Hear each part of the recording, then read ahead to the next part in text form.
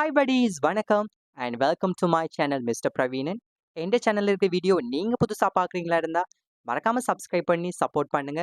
S, இந்த video vlogல நாம இதை பற்றி பார்க்க போறோமா இருந்தா இன்றைய சமுதாயத்துல அதிகளவான யங்ஸ்டர்ஸ், ஐ மீன் மாணவர்கள்னு கூட சொல்லலாம். மாணவர்கள் இன்றைய சமுதாயத்துல எதிர்நோக்குற மிகப்பெரிய ஒரு பிரச்சனை இதுன்னு நான் சொல்லுவேன். அது எதுன்னு பார்க்குறீங்களா இருந்தா ப்ரெஷர், ஐ மீன் படி படி படின்னு சொல்லி பெற்றோர்களோட மன அழுத்தம். ஸோ அது சம்மந்தமா தான் இந்த வீடியோ vlogல பார்க்க போறோம். ஸோ மறக்காம ஸ்கிப் பண்ணாம பாருங்க. முந்தைய காலத்துல மாணவர்களுக்கு இடையில தான் கல்வி சம்பந்தமான போட்டி நிலை காணப்பட்டது. பட் இருந்தாலும் இந்த ஒரு காலத்துல பார்த்தீங்களா இருந்தா மாணவர்களை தாண்டி பெற்றோர்களுக்கு இடையில தான் அதிகளவான போட்டி நிலைமை காணப்படுது. அந்த எந்த மகள் கூட மார்க்ஸ் எடுக்கிறாங்களா? இல்லாட்டி அவங்களோட பிள்ளைகள் மார்க்ஸ் கூட எடுக்கிறாங்களா? என்ற ஒரு போட்டி நிலை பெற்றோர்கள் மத்தியில காணப்பட்டுட்டு வருது. அதனால பல்வேறு அழுத்தங்கள மாணவர்கள் இன்றைய காலத்துல எதிர்நோக்கிட்டு இருக்காங்க. அது சம்பந்தமான ஃபுல் வீடியோ தான் இதுல பார்க்க போறோம். பெற்றோர்கள் மாணவர்களோட கல்வி நடவடிக்கைகள்ல எவ்வாறான தாக்கத்தை ஏற்படுத்துறாங்க? அந்த அழுத்தங்கள் ஒரு மாணவர்களுடைய கல்வி நடவடிக்கையை எவ்வாறு பாதிக்குது என்றது சம்பந்தமா தான் இந்த வீடியோல பார்க்க போறோம். பார்க்கலாமா? சமூகத்துல ஏன் இப்படி காணப்படுதுன்னு பார்த்தீங்களா இருந்தா அதிகமான மதிப்பெண்கள் எடுக்கணும். மாணவர்கள்ட மத்தியில பெற்றோர்கள் ரூல்ஸ் மாதிரி போட்டிருப்பாங்க.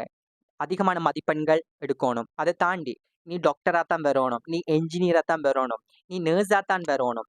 நீ ஆர்க்கியாலஜிஸ்ட்டா தான் வரணும். இப்படின்னு கணக்க பல்வேறு துறைகள் இருக்கிறதால, ஒரு நல்ல துறைக்கு நீங்க வரணும் என்றதுக்காண்டி பெற்றோர்கள் மாணவர்கள்ட மத்தியில பல்வேறு அழுத்தங்கள குடுக்குறாங்க.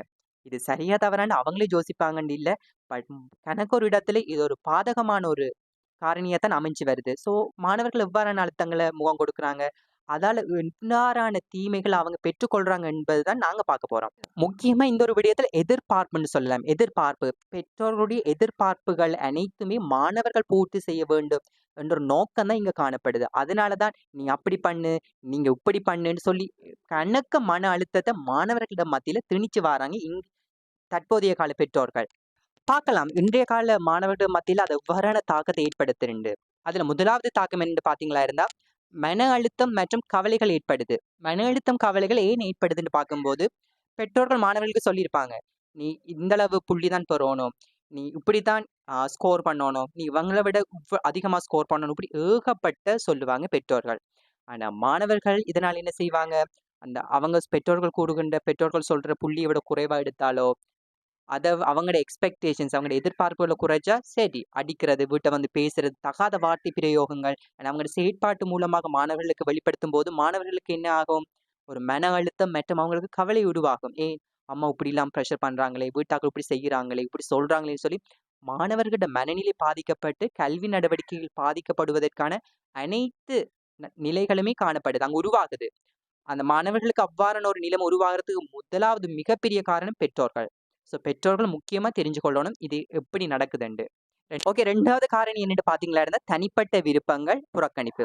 அதாவது தனிப்பட்ட விருப்பங்கள் புறக்கணிப்புண்டா, இப்ப கணக்கு சாய்ஸ் சப்ஜெக்ட்ஸ் இருக்கு. மாணவர்களுக்கு பல்வேறு ஆசைகள் இருக்கும். அண்ட் ஆர்வங்கள் இருக்கும். நான் இந்த சப்ஜெக்ட்ஸ் எடுத்தா நான் விரும்பி படிப்பேன்ன்ற ஒரு ஆர்வம் இருக்கு. பட் பெற்றோர்கள்ட கட்டாயத்தின் பேர்ல மாணவர்கள் பெற்றோர் சொல்ற பாடங்களை எடுத்து, அதுல குறைவான மதிப்பெண்கள் எடுக்கிறதாலயும் பேச்சு விழுது அனைத்தும் நடக்குது.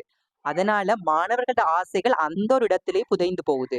ஸோ பெற்றோர்கள் முதலாவது தெரிஞ்சு கொள்ளணும் என்ன? மாணவர்களுக்கு எந்த பாடங்கள் மேல் ஆர்வம் இருக்கு என்றதை பெற்றோர்கள் தெரிஞ்சு கொண்டு நடந்து கொள்ள வேண்டும்.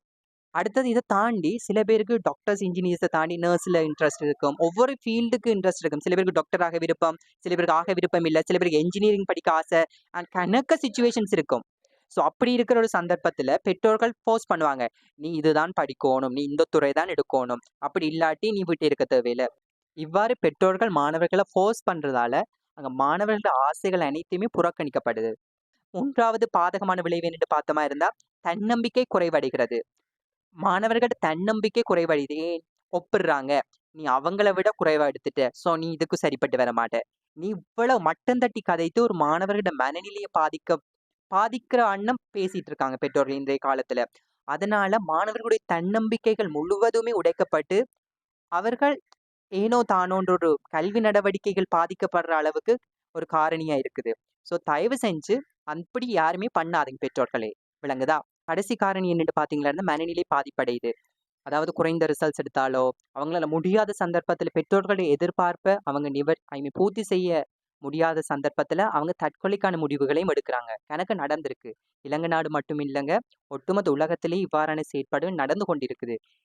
இத நாங்க எவ்வாறு தவிர்க்கலாம்ன்னு பார்க்கிறதுக்கான தீர்வு என்னன்னு நாங்க பார்க்கின்ற பொழுது, பெற்றோர் புரிந்து கொள்ள வேண்டும். மாணவர்களுக்கு எந்த துறையில இன்ட்ரெஸ்ட் இருக்கு? அவங்க எந்த சப்ஜெக்ட்ஸ எப்படி படிக்க விரும்புறாங்க? அண்ட் அவங்களுக்கான ஒரு ஃப்ரீடம் குடுக்கலாமா? இல்லையா? மாணவர்கள புரிந்து கொண்டு, அவர்களுக்கு இலகுவான அவங்கள ஈஸியா ஒரு உற்சாகப்படுத்துற தன்மையில அவங்க நடந்து கொள்ள வேண்டும். அடுத்தது கவுன்சிலிங். பெற்றோருக்கும் சரி, மாணவர்களுக்கும் சரி ஒரு கவுன்சிலிங் செஷன் உண்டு. அவங்க புரிஞ்சிருக்க வேணுமே. அவங்க புரிந்து கொள்ளாத சந்தர்ப்பத்தில ஒரு கவுன்சிலிங் செஷன் அவங்களுக்கு தேவைப்படுது. ஏன்? அப்பதான் அவங்க மாணவர்கள புரிந்து கொள்ள முடியும். அதே மாரி மாணவர்களும் பெற்றோர்கள புரிந்து கொள்ளக்கூடிய ஒரு சந்தர்ப்பம் அங்க காணப்படும். இல்லாட்டி 2 பக்கத்திலுமே அந்த ஒரு புரிந்துணர்வு இல்லாட்டி, ஏதாவது உயிராபத்துக்கள் கூட ஏற்படுவதற்கான வாய்ப்புகள் அங்க கணக்கா காணப்படுது. மாணவர்களோ சரி, பெற்றோர்களோ சரி, ஆ கவுன்சிலிங் செஷன் 2 பேருக்குமே அது அவசியமா காணப்படுது. அடுத்தது கல்வி என்பது புள்ளிகள மட்டுமே பேஸ் பண்ணின ஒரு சிஸ்டம் இல்ல. ஒரு லைஃப்ன்றது மதிப்பெண்கள மட்டுமே கொண்டது இல்ல. வாழ்க்கை ஒரு மாணவர்களுக்கு என்னத்துலலாம் ஆர்வம் இருக்கு? என்ன துறை அவங்க ஃபீல் பண் அ எந்த துறைக்கு அவங்க செல்ல போறாங்க? மாணவர்களுக்கு பிடித்த துறையில அவங்கள செல்வதற்கான ஒரு வாய்ப்ப வழங்குங்க. கண்டிப்பா அந்த ஒரு ஊக்கம், அந்த ஒரு இன்ட்ரெஸ்ட் நீங்க அளிச்சா தான் மாணவர்கள் அதுல சாதிக்கலாம். டாக்டர் ஆகணும்னு விரும்பாதீங்க. அண்ட் இன்ஜினியர் ஆகணும்னு விரும்பாதீங்க. மாணவர்களுக்கு, உங்களுடைய பிள்ளைகளுக்கு எதுல ஆர்வம் இருக்கு? எதுல சாதிக்க துடிக்கிறாங்க என்பத நீங்க பாருங்க. அவங்களோட கலந்து பேசுங்க. அண்ட் எஸ் தொடர்பாடல். மாணவர்களுக்கும், பெற்றோர்களுக்கும் இடையில ஒரு சிறந்த தொடர்பாடல் காணப்படுமா இருந்தா, இந்த பிரச்சனை கண்டிப்பா நடக்காது. அண்ட் புரிந்தும் கொள்ள வேண்டும். மாணவர்கள் பெற்றோரையும், பெற்றோர்கள் மாணவர்களையும் புரிந்து கொண்டு நடந்தால், இந்த ஒரு ஒரு பெரிய ஒரு பிரஷர் மாணவர்களுக்கு இருக்கக்கூடிய ஒரு மிகப்பெரிய ஒரு மன அழுத்தம் குறைவதற்கான வாய்ப்புகள் காணப்படுகின்றது. இந்த வீடியோ உங்களுக்கு பிடிச்சிருந்தா மறக்காம லைக் பண்ணுங்க. அண்ட் உங்களுக்கு பேரண்ட்ஸுக்கும் நீங்க இந்த வீடியோ காட்ட விரும்பினா காட்டுங்க. அண்ட் நீங்க படிக்கிற ஸ்டூடெண்ட்ஸா இருந்தா மறக்காம பாருங்க. அண்ட் எந்த நேரத்திலயும் இதையும் சொல்றேன். உங்களோட விடாமுயற்சியும் சரி, எதையுமே அசால்ட்டா விட்டுறாதீங்க. எந்த துறையா இருந்தாலுமே உங்களால முடியும்ன்ற ஒரு கான்ஃபிடன்ஸ்ல இருங்க. கண்டிப்பா சாதிக்கலாம். ஓகேவா? அண்ட் தவறான முடிவுகள மாணவர்கள் எடுக்கக்கூடாது. அதே மாரி பெற்றோர்களும் எடுக்கக்கூடாது. பெற்றோர்களுக்கு மாணவர்களுக்கான ஒரு நல்லுறவு மேன்மேலுமே ஒரு நல்ல ஒரு சிறந்த முறையில் இருக்கணும்ன்றது தான் என்னுடைய ஆசையும். அண்ட் மறக்காம உங்களோட ஃப்ரெண்ட்ஸ் இப்படி யாராச்சும் இப்படியான பிரச்சனை ஃபேஸ் பண்றாங்களான்னு அவங்களுக்கும் ஷேர் பண்ணுங்க. அவங்களையும் தட்டி குடுங்க. அவங்களும் படிக்கட்டும். வாழ்க்கையில நீங்கள் அனைவருமே ஒரு நல்ல இடத்துக்கு போகணும்ன்றது தான் எந்த ஆசையும். மறக்காம இந்த வீடியோ உங்களுக்கு பிடிச்சிருந்தா மறக்காம லைக் பண்ணுங்க, கமெண்ட் பண்ணுங்க. முக்கியமா சப்ஸ்கிரைப் பண்ணுங்க மக்களே. பாய் மக்களே.